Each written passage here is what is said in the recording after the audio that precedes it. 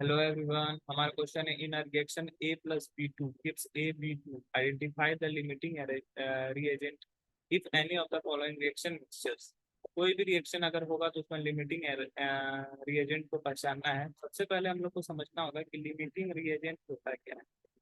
ठीक है, limiting reagent ये किसको बोलते हैं? तो लिमिटिंग रिएजेंट जो होता है determine the extent of the reaction, reaction के एक्सटेंट को ये डिटरमाइन करता है। और ये वैसा रिएक्टेंट होता है जो कि पहले कंज्यूम किया जाता है। ठीक है, it is the reactant which is the first to get consume during a reaction, therefore causing the reaction to stop and limiting the amount of product form. अब देखो, प्रोडक्ट को लिमिटेड रूप से फॉर्म करेगा। ठीक है, इसी को लिमिटिंग रिएजेंट बोलते हैं। तो इसके बारे में अगर डेफिनेशन लिखना हो तो मैं यहाँ से लिख देता हूँ, limiting reagent determines the extent of a reaction. It is the reactant. It is the reactant which is the first, which is the first to get consumed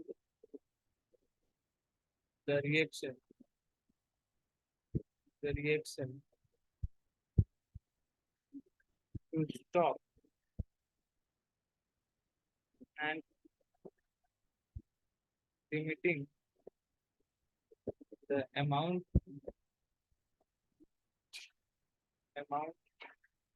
of products formed. Products formed.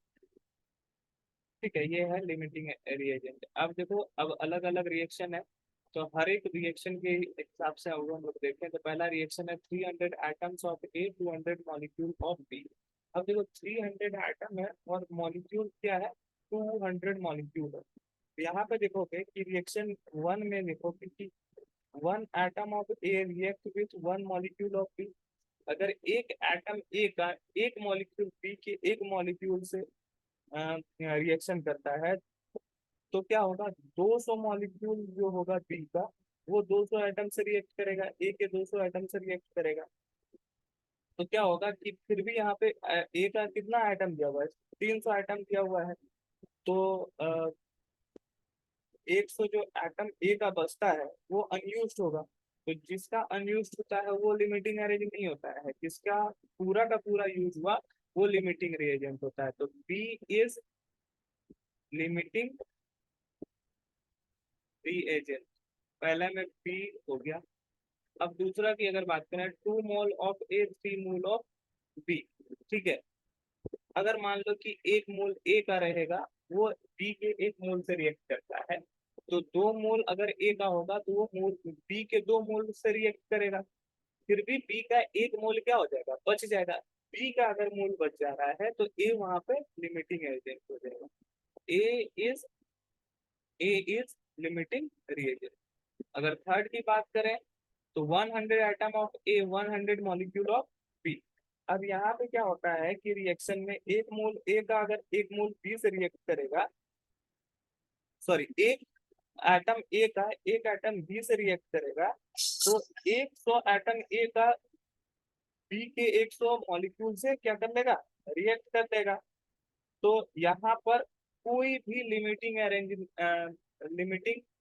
Reagent नहीं होगा, क्योंकि ए का 100 item B के 100 molecule से पूरी की तरह reaction कर लेगा। तो यहाँ पे लिख सकते हैं नो लिमिटिंग रिएजेंट। वहां पे कोई भी लिमिटिंग रिएजेंट नहीं होगा। चौथा में अगर बात करें तो 5 mole of A plus 2.5 mole of B. तो अगर हम यहाँ पे देख रहे हैं कि 5 मोल ए का लिया हुआ और 2.5 मोल बी का लिया हुआ, मान लो 1 मोल ए 1 मोल बी से रिएक्ट करता है। अगर मान लो 1 मोल ए है, 1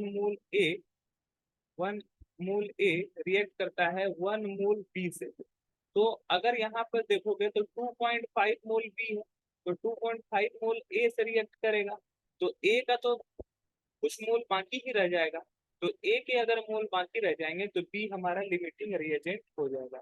बी इज लिमिटिंग रिएजेंट। और आखिरी हमारा पांचवा है 2.5 mole of A plus 5 mole of B. Same उसी तरह फोर्थ नंबर की तरह क्वेश्चन है। यहाँ पर जो होगा बी का हमारा मॉलिक्यूल बचेगा, इसीलिए ए जो होगा हमारा limiting agent. A is limiting reagent. ठीक है, ये तो इस तरह से हमें पता चल गया कौन सा किसका लिमिटिंग रिएजेंट है। आई होप ये क्वेश्चन आपको समझ में आए होंगे। That's all, thank you.